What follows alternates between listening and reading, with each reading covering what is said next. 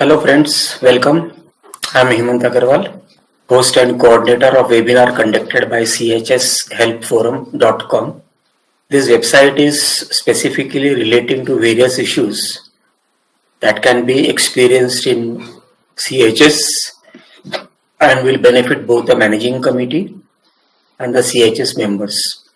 It has very simple language articles, draft of applications, webinar videos, and more will be added as and when time permits. This knowledge and experience sharing webinar is conducted in a very simple, ordinary, non-technical and non-legal language and can be easily understood by all our friends. Today's topic is interest, ब्याज. Housing society में जो bylaws के अंदर में typical ब्याज लिखा हुआ है, इंटरेस्ट लिखा हुआ है 21%. वो कहाँ तक लीगल है, इलीगल है, उसको भरना चाहिए या नहीं भरना चाहिए, डिस्प्यूट कैसे होता है, कैसे क्रिएट किया जा सकता है, वगैरह वगैरह पे हम चर्चा करेंगे आज. शुरू करने के पहले हम लोग ये समझ के लेते हैं कि ये जो इंटरेस्ट का जो फैक्टर है, ये आज हम अपना MCS एक्ट के अंतर्गत की ही बात करेंगे. और स्टेट जैसे गुजरात है, दिल्ली है वगैरह, वहाँ पे MCS एक्ट उनका खुद का कोऑपरेटिव एक्ट है, उसके अंदर अलग अलग पॉइंट्स हैं. लेकिन हम टिपिकली बात करते हैं महाराष्ट्र कोऑपरेटिव सोसाइटीज की, जिसमें इंडिया भर में जो डिस्प्यूट्स है अगर, तो वो सबसे ज्यादा महाराष्ट्र MCS एक्ट के अंतर्गत है. MCS एक्ट मतलब महाराष्ट्र कोऑपरेटिव सोसाइटीज एक्ट. तो सबसे मैक्सिमम डिस्प्यूट जो इंडिया भर में है वो टिपिकली मुंबई है, पूना है और एक दो और प्रमुख शहर है, और खास करके मुंबई और पूना. ज्यादा सोसाइटीज वहीं पे है, नई नई कॉम्प्लेक्सेस बन रहे हैं. वेबिनार शुरू करने के पहले एक चीज समझ के लेते हैं कि लेट फीस क्या होता है, पेनल्टी क्या है और इंटरेस्ट क्या है. लेट फीस या पेनल्टी, जिसको हम अगर हम ये कहें कि एक पेनल्टी है, जैसे उदाहरण के तौर पे आपके बिजली की बिल देखोगे, इलेक्ट्रिसिटी बिल, MECB का बिल ले लो या रिलायंस का बिल ले लो या अदानी का बिल ले लो वगैरह वगैरह, या पानी का बिल ले लो, म्युनिसिपैलिटी का पानी का बिल या ग्राम पंचायत का पानी का बिल, या आपके घर में जो गैस पाइपलाइन से जो गैस आ रही है उसका बिल ले लो, आपका टेलीफोन का बिल ले लो, BMC प्रॉपर्टी टैक्स का बिल ले लो, या कोई भी प्रॉपर्टी टैक्स, PMC का प्रॉपर्टी टैक्स वगैरह का ले लो. तो इन सभी बिल में, ये सारी एजेंसियां गवर्नमेंट एजेंसी है, they are bound, they are working under the rules of the government. उनके लिए कानून अलग अलग बना हुआ है. अब जैसे BMC प्रॉपर्टी टैक्स की बात करते हैं तो वो BMC एक्ट के अंतर्गत बना हुआ है, एक ऑटोनोमस एक्ट है. सेम विथ गैस का भी, जैसे मुंबई में आई थिंक इट इज महानगर गैस लिमिटेड, MGL वगैरह वगैरह, इलेक्ट्रिसिटी बिल्स वगैरह. तो इन सब बिलों में बहुत एक इंटरेस्टिंग बात है कि they do not charge you any interest. इन सब बिल में अगर आप अपना बिल उठा के देखोगे तो इसमें ब्याज या इंटरेस्ट नामक कोई चीज नहीं है. ज्यादा से ज्यादा क्या होगा, आपका 100 रुपए का बिल है, पे बिफोर दिस डेट तो 1 रुपए डिस्काउंट मिलेगा. ड्यू डेट तक पे करोगे तो 100 रुपए देना है, और ड्यू डेट के बाद में पे करोगे तो 105 रुपए देना है. और ये जो 5 रुपया है ये इंटरेस्ट नहीं है, ये पेनल्टी है, लेट फीस, या जिसको टिपिकली कानून के अंतर्गत बोला जाता है डिलेड पेमेंट चार्जेस. अब इसमें सबसे बड़ी मजेदार चीज क्या है कि 5 रुपए का पेनल्टी अगर जनवरी महीने के बिल में लगाया हुआ है आपको, और आपने वो पेमेंट जनवरी में नहीं किया तो 5 रुपए लगा, फरवरी महीने में भी नहीं किया, मार्च महीने में भी नहीं किया, तो भी आपको सिर्फ और सिर्फ 5 ही रुपए लगेगा. जो ओरिजिनल 5 रुपया वही लगेगा. 5 रुपया प्लस 5 रुपया प्लस 5 रुपया मार्च का प्लस 5 रुपया अगस्त अप्रैल का, ऐसा लगाना उनके लिए पॉसिबल नहीं, क्योंकि उनके कानून भी नहीं है. तो इन अदर वर्ड्स, अगर ये पेमेंट आपका जो बिल है गैस का, लाइट का वगैरह वगैरह, अगर आप ये 6 महीने के बाद में भी भरते हो तो आपका जो प्रिंसिपल अमाउंट है वो प्लस आपका जो डिलेड पेमेंट चार्जेस है, लेट अस इन शॉर्ट से लेट फीस या पेनल्टी का शब्द यूज कर लेते हैं. तो ये जो पेनल्टी का जो शब्द है ये फिक्स है, हर महीने का 5 रुपए ऐड नहीं होगा, जैसे हम टिपिकली अपने हाउसिंग सोसाइटी में करते हैं कि जनवरी का महीने का बिल है तो उस पर 21% इंटरेस्ट लगा दिया, अगले महीने भी नहीं दिया तो फिर से 21% मतलब 0.2%, 1.75% लगा दिया वगैरह। अगर ये कानूनी होता, जस्ट एक सोचने वाली बात, आई एम नॉट सेइंग कि ये कानून होना चाहिए, हम लोग को खुद सोचना चाहिए कि हम लोग क्या कर रहे हैं, कानून हमारे साथ में क्या कर रहा है, हम लोग कानून के साथ में कैसे लपेटे में आ रहे हैं, बगैर बेकारण से हम लोग उसमें बह जा रहे हैं। तो अगर आप बिजली का बिल 6 महीने तक नहीं देते हो तो आपका जो 100 रुपए आपका बिल अमाउंट था और 5 रुपए पेनल्टी, तो 6 महीने के बाद में भी आप सिर्फ 105 ही रुपए दोगे और हर महीने का 5-5 रुपए ऐड करके नहीं दोगे ना, तो वो लेगा, आपसे लेगा भी नहीं। आप बोलोगे कि ले लो भाई मेरे तरफ से ले लो, तो बोला नहीं, हमारे पास प्रोविजन नहीं है, क्योंकि उनके कंप्यूटर में आप और कुछ भी अमाउंट पे करोगे तो आपके नेक्स्ट बिल में वो एडजस्ट होके ऐड हो जाएगा। In other words, double penalty amount fix है, डिलेड पेमेंट चार्जेस, तो पेनल्टी अमाउंट फिक्स है, उसमें डबल पेनल्टी का प्रोविजन नहीं है और पेनल्टी के ऊपर इंटरेस्ट देने का प्रोविजन नहीं है। ये सारी जो एजेंसीज की हमने बात किया, गैस का, बिजली का, टेलीफोन का, प्रॉपर्टी टैक्स वगैरह, आप अगर आप बिल देखोगे तो इसमें इंटरेस्ट नामक कोई शब्द नहीं दिखेगा ऑन आउटस्टैंडिंग ड्यूज, लेकिन कानून में प्रोविजन है कि जो पेनल्टी है उसके ऊपर इंटरेस्ट लग सकता है, आपका प्रिंसिपल अमाउंट के ऊपर इंटरेस्ट नहीं लगेगा। जैसे उदाहरण के तौर पे आपका 100 रुपए का बिल था, 5 रुपए पेनल्टी लगा, आपने 6 महीने नहीं दिया, तो रेयर टू रेयर केसेस में, I just repeat, rare to rare, भोले भटके केसेस में उस पेनल्टी के अमाउंट के ऊपर सरचार्ज लगता है, मतलब लेट पेमेंट पेनल्टी अमाउंट के 5 रुपए के ऊपर आपका सरचार्ज लगेगा। That too it is limited to 1.25%, मतलब मैक्सिमम 15% हुआ साल भर का, but usually that also they do not take it because high court के कुछ रूलिंग्स वगैरह इस संबंध में। ये सारी एजेंसीज जो है ये लेट पेमेंट या लेट पेनल्टी जो लेते हैं वो वन टाइम ही होता है और हर महीने नहीं होता है, लेकिन आप अगर हाउसिंग सोसाइटी में CHS में देखेंगे तो वो इंटरेस्ट हर महीने लगता जाता है और सालों साल तक लगता जाता है।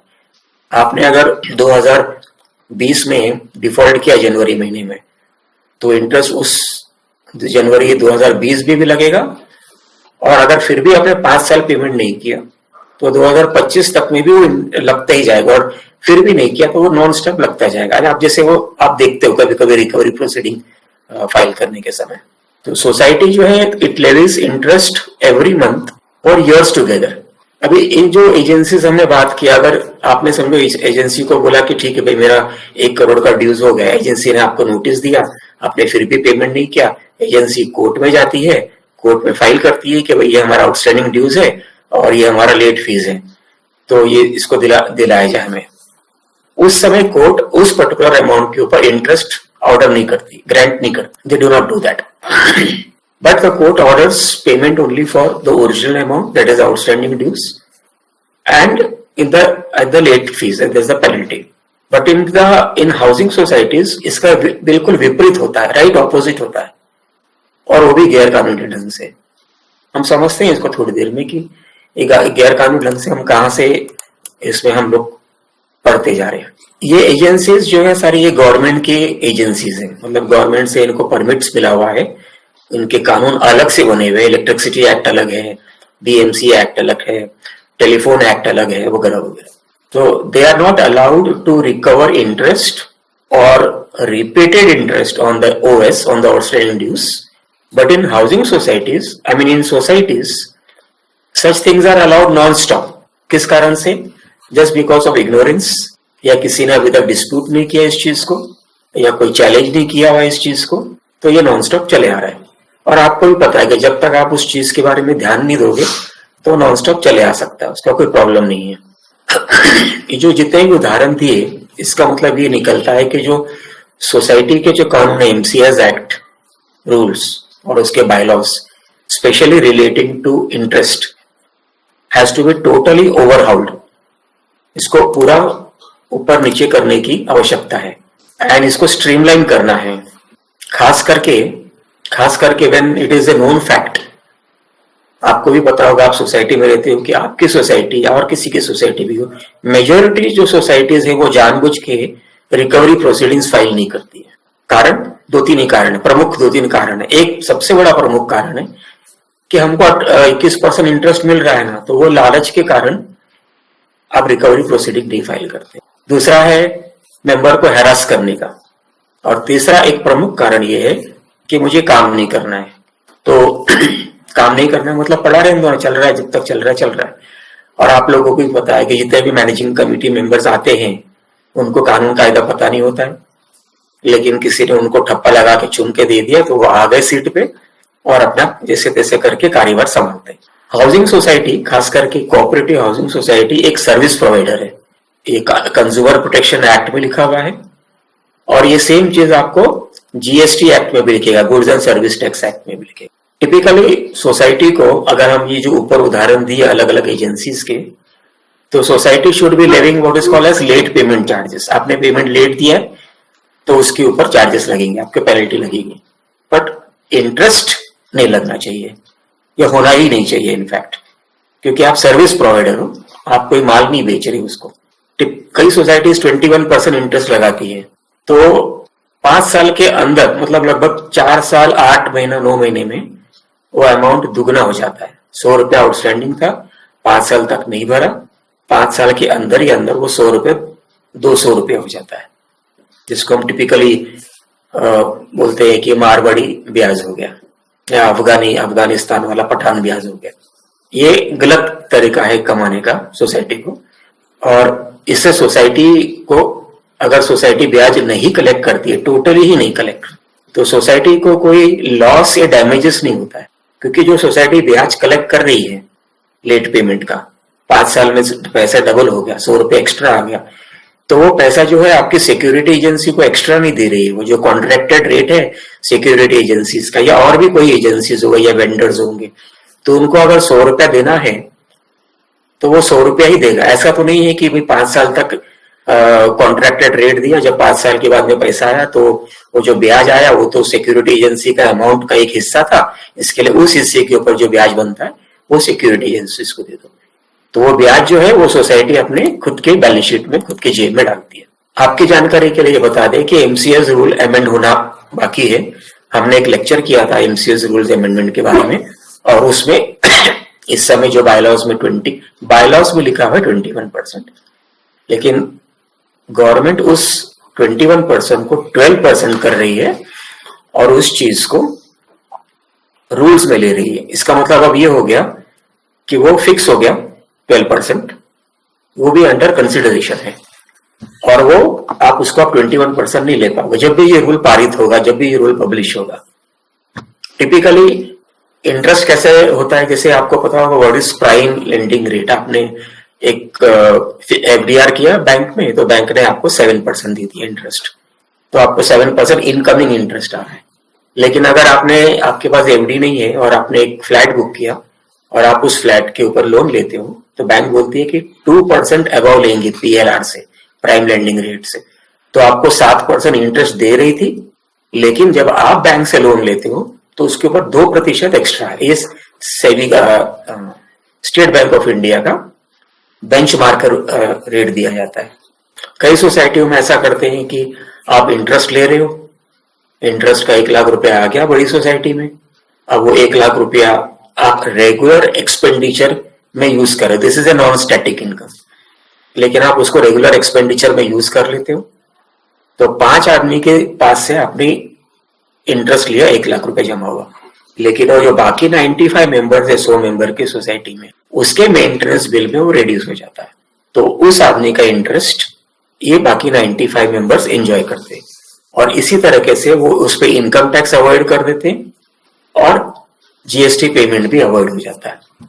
आपको ये भी पता होगा कि it is not the objective, society का मकसद ये नहीं है कि वो कोई किसी भी प्रकार का प्रॉफिट बनाए, they have to operate on no profit no loss basis. Section 75 में सोसाइटी का बजट प्रोजेक्शन शीट बनाने का प्रोविजन है, मैंडेटरी है, कंपलसरी है, बजट प्रोजेक्शन बनाना है आपको, और वो हिसाब से जितना खर्चा होना है आपका स्टैटिक खर्चा, उतना ही स्टैटिक पेमेंट लेना है। नॉन स्टैटिक जो पेमेंट आया, हमने अपने पिछले वेबिनार में बताया था कि जो भी नॉन स्टैटिक पेमेंट आ रहे हैं, नॉन स्टैटिक का मतलब हो गया नॉन ऑक्यूपेंसी चार्जेस हो गया, कोई पेनल्टी लेवी किया या कुछ और तरीके से आया, तो वो सारा रिजर्व फंड में ट्रांसफर होना है, लेकिन वो रेगुलर एक्सपेंडिचर के लिए उसको आपको यूज नहीं करना है। Even reserve bank of India ने भी इंटरेस्ट रेट को कैप किया हुआ, फिक्स किया हुआ है, अपर लिमिट बनाया हुआ है। रिजर्व बैंक बोलती है कि जो सेबी का जो पीएलआर रेट है +2% उस पे लेना है। अनफॉर्चुनेटली ये पर्टिकुलर चीज हाउसिंग सोसाइटीज के लिए अभी तक नहीं हुआ है, पर ऐसा प्रोग्रेस या प्रोसेस चालू है जिसके वजह से ये इंटरेस्ट रेट अब कम होने का संभावना बनेगा नियर फ्यूचर। अगर बैंक आपको 7% एफडी का इंटरेस्ट दे रही है, अगर बैंक आपको 9% ले रही है आपको लोन देने के लिए, तो हाउसिंग सोसाइटी को 21% चार्ज करने का कोई तर्क नहीं है, लीगल लॉजिक नहीं बैठता है। जबकि सोसाइटी का जो ऑब्जेक्टिव है, it has to run on no profit no loss basis. Interest कमा के प्रॉफिट करना सोसाइटी का मकसद नहीं है। जब आप सोसाइटी रजिस्ट्रेशन करने जाते हो तो आपका objectives of the society form A, registration form A में आपको लिखना है। वहां पे सोसाइटी बैंक में एफडीआर करती है और उसको एवरेज 6 से 7% इंटरेस्ट मिलता है। सो अगर किसी मेंबर ने सिंकिंग फंड या रिपेयर फंड का पेमेंट नहीं किया हुआ है तो आप ऐसा बोल सकते हो कि ठीक है, हमने वो एफडीआर सिंकिंग फंड का अमाउंट आया, हमने बैंक में नहीं जमा कर पाए तो हमको उसका लॉस हो गया। तो सोसाइटी बोल सकती है कि हमें लॉस हुआ है तो हमें इंटरेस्ट उसका जमा करना चाहिए।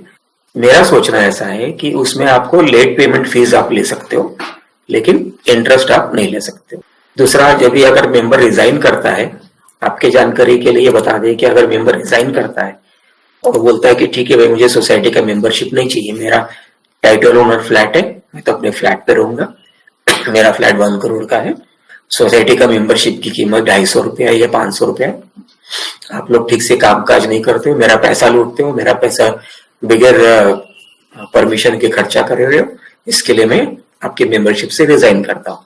मेरा जो शेयर कैपिटल का पैसा जो पड़ा हुआ है सोसाइटी में, मेरा जो सिंकिंग फंड या रिपेयर फंड या और कोई डिपॉजिट मेरे नाम के मेरे फ्लैट के अगेंस्ट में पड़ा है, मुझे वो वापस दे दो। प्रोविजन है, आपके लिए शायद ये नया लगेगा, लेकिन ये वाला प्रोविजन ऑलरेडी है।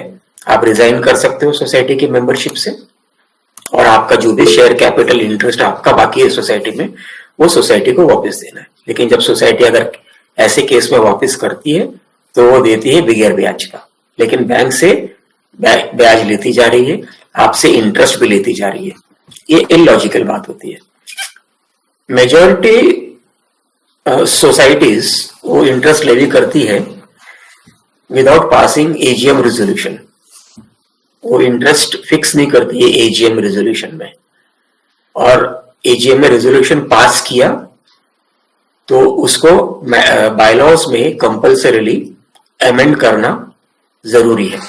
अगर आपने बायलॉज को अमेंड नहीं किया, जैसे उदाहरण के तौर पे बायलॉज नंबर 71 होगा कई बार, और कई बार 72 हो सकता है अपने अपने बायलॉज के हिसाब से, तो वहां पे लिखा हुआ है कि interest up to the rate of 21%, up to the rate of 20%, और दूसरे बायलॉ में लिखा होगा as may be decided in the general body. तो जब तो अप टू का मतलब हो गया, इट स्टार्ट फ्रॉम 0%। दूसरा जो शब्द है up to as decided in the general body meeting. तो ये दोनों ही क्राइटेरिया को मीट करने के लिए, फुलफिल करने के लिए एजीएम, सिर्फ एजीएम में, एसजीएम में अभी रेजोल्यूशन ब्याज का, इंटरेस्ट का पास नहीं कर सकते हो। मैनेजिंग कमेटी के पास अधिकार नहीं है इंटरेस्ट फैक्टर को पास करने के लिए।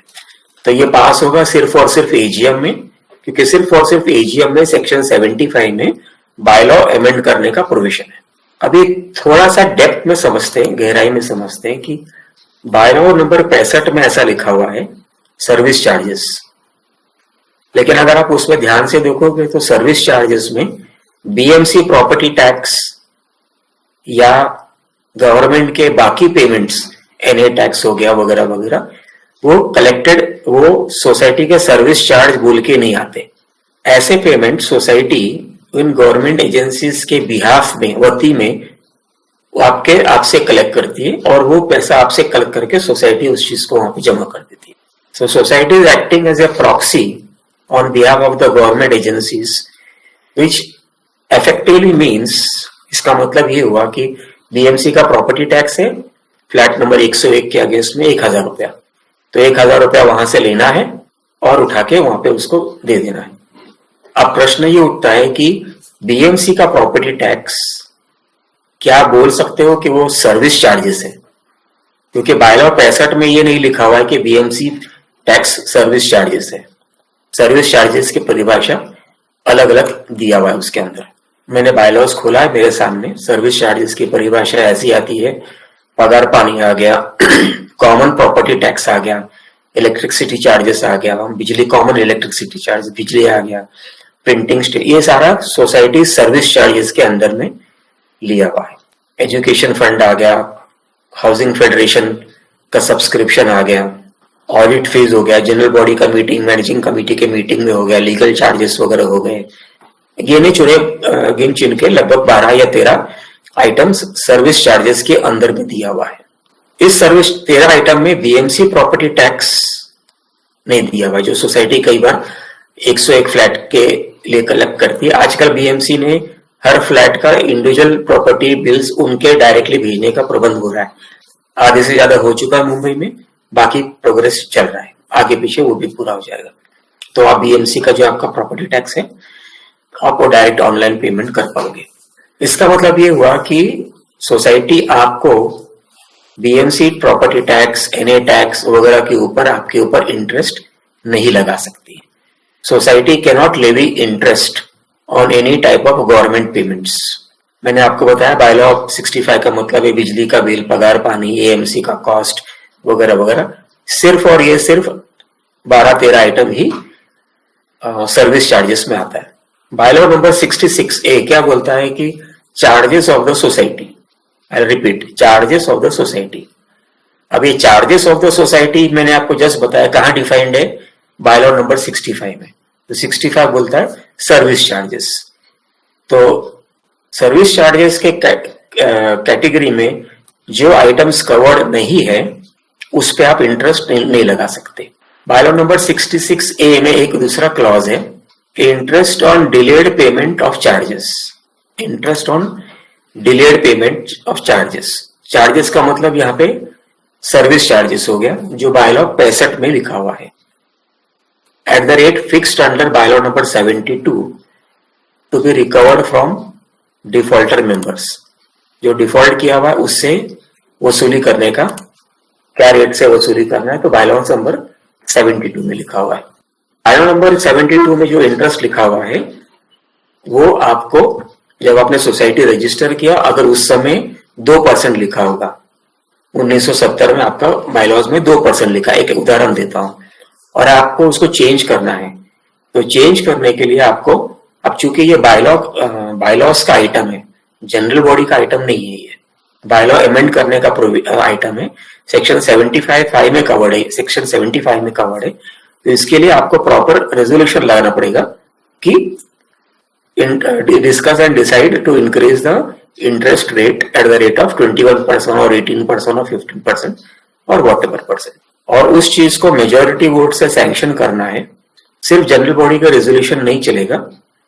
अब उस रेजोल्यूशन को 2 महीने के अंदर अंदर, मीटिंग के 2 महीने के अंदर अंदर, सेक्शन 13 एमसीएस एक्ट के सेक्शन 13 है, और बायलॉज अमेंड करने का जो प्रोविजन है वो रूल नंबर 12 में दिया हुआ है, एमसीएस रूल नंबर 12 में। वो पर्टिकुलर प्रोसेस आपको फॉलो करना होगा, कंपलसरी है ये चीज। ये फॉलो करने के बाद ही वो इंटरेस्ट आपका लागू पड़ता है।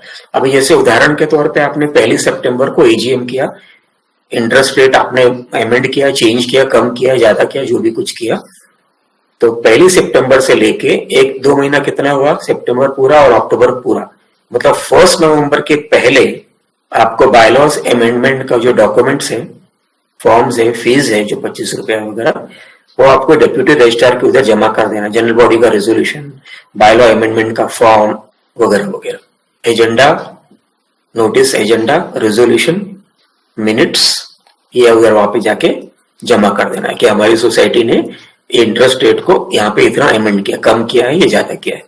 अगर आप बायलॉज को अमेंड नहीं कराते हो और जनरल बॉडी के रेजोल्यूशन के बेस पे आप 21% इंटरेस्ट लगाए जा रहे हो, तो वो गैर कानूनी है। सिर्फ और सिर्फ जनरल बॉडी के रेजोल्यूशन से आप इंटरेस्ट रेट नहीं लगा पा सकते हो, नहीं लगा पाओगे। आपको बायलॉस में जो इंटरेस्ट रेट रजिस्टर्ड है वो 72 नंबर के अगेंस्ट में डेप्यूटी रजिस्ट्रार, कोऑपरेटिव रजिस्ट्रार का सिक्का सही जरूरी है, तब जाके वो लीगली इफेक्टिव होता है फॉर रिकवरी पर्पसेस। अगर आपने ये नहीं किया हुआ है तो आप मेंबर को इंटरेस्ट नहीं लगा पाओगे। डेप्यूटी रजिस्ट्रार ने अगर आपका ये बायलॉज अमेंडमेंट का रेजोल्यूशन रिजेक्ट कर दिया, it is the bylaws can be amended only and only by the deputy registrar, not by the cooperative court or not by any other authority. Even the district deputy registrar does not have the authority. The divisional joint registrar does not have the authority. The Mantralaya cooperative department does not have the authority. The cooperative court does not have the authority to amend the bylaws, approve and amend the bylaws. It is only and only your ward का cooperative registrar है, सिर्फ उसी के पास ये अधिकार दिया है। तो जब आपका डेप्यूटी रजिस्ट्रार आपका बायलॉ को सही सिक्का लगा के अप्रूव कर देता है, तब जाके आप उसको इंटरेस्ट आप ले सकते हो। अगर अदरवाइज वो इंटरेस्ट आप नहीं ले सकते हो। तो ये अगर आप डिस्प्यूटेड आउटस्टैंडिंग अमाउंट है तो सेक्शन 91 में जाता है, नहीं तो सेक्शन 101 में जाता है। और अगर आपकी कोऑपरेटिव हाउसिंग सोसाइटी है, हाउसिंग सोसाइटीज के अलग सेक्शन दिया हुआ है, 101 बाकी सब सोसाइटीज के लिए दिया हुआ है, और हाउसिंग सोसाइटीज के लिए अलग से सेक्शन दिया हुआ है, नया सेक्शन है वो, that is 154B-29। I will repeat कि अगर ये सारे प्रोसीजर फॉलो नहीं किए, जो प्रोसीजर लिखा है section 13 red with rule number 12, red with section 75 में आपको इंटरेस्ट का अमेंडमेंट कराने का रेजोल्यूशन पास करना है वगैरह, थोड़ा सा लंबा प्रोसेस है, पर ये प्रोसेस करना जरूरी है अगर आपको आपका अप्रूव्ड इंटरेस्ट मेंबर के डिफॉल्टिंग अमाउंट से लेना है। तो आज के दिन पे ये पोजीशन है। Interest on outstanding dues can be decided only and only in the AGM. It can not be decided in a special general body meeting. It can not be decided in a managing committee meeting. Deciding interest in a special general body meeting is illegal. Deciding interest in a managing committee meeting is again illegal. So AGM में करना है तो पहले से 14-15 दिन का notice देना है, प्रॉपर एजेंडा देना है, और फिर मीटिंग के दिन मेजॉरिटी रेजोल्यूशन से उसको पास करना है। As I told you, it has to be done. इसका कानून जो है वो सेक्शन 13 है, और मिला के रूल 12 के साथ में जो प्रोसीजर है वो करना आपके जरूरी है। नहीं तो ये प्रोसीजर आपने नहीं किया, उदाहरण के तौर पे आपने ये प्रोसीजर नहीं किया, लेकिन फिर भी आपने मेंबर से इंटरेस्ट का डिमांड लगाया, उसको परेशान किया, आपने अपने खुद को भी परेशान किया, सोसाइटी का भी नुकसान किया वगैरह वगैरह। तो अगर गैर कानूनी ढंग से, मतलब ये जो सेक्शन 13 रूल 12 का प्रोसीजर नहीं फाइल किया, तो आपका जो इंटरेस्ट आप लगा रहे हैं वो गैर कानूनी है, it is legally null and void. और कंज्यूमर प्रोटेक्शन एक्ट के अंतर्गत इसको बोला जाएगा unfair trade practice, negligence, deficiency, harassment, nuisance वगैरह, ये सारे ऑफेंसेस लगने चले जाते हैं। और ये जब एक मेंबर अगर कंज्यूमर प्रोटेक्शन एक्ट में चला गया, कंज्यूमर कोर्ट में चला गया या कोऑपरेटिव कोर्ट में चला गया कि देखो ये प्रोसीजर फाइल नहीं, प्रोसीजर किया नहीं है और सोसाइटी मुझसे इंटरेस्ट ले रही है, या सोसाइटी मुझसे बीएमसी प्रॉपर्टी टैक्स के ऊपर भी इंटरेस्ट ले रही है, तो ये सारी चीजें कंज्यूमर प्रोटेक्शन एक्ट या सेक्शन 91 कोऑपरेटिव कोर्ट में भी अब डाला जा सकता है।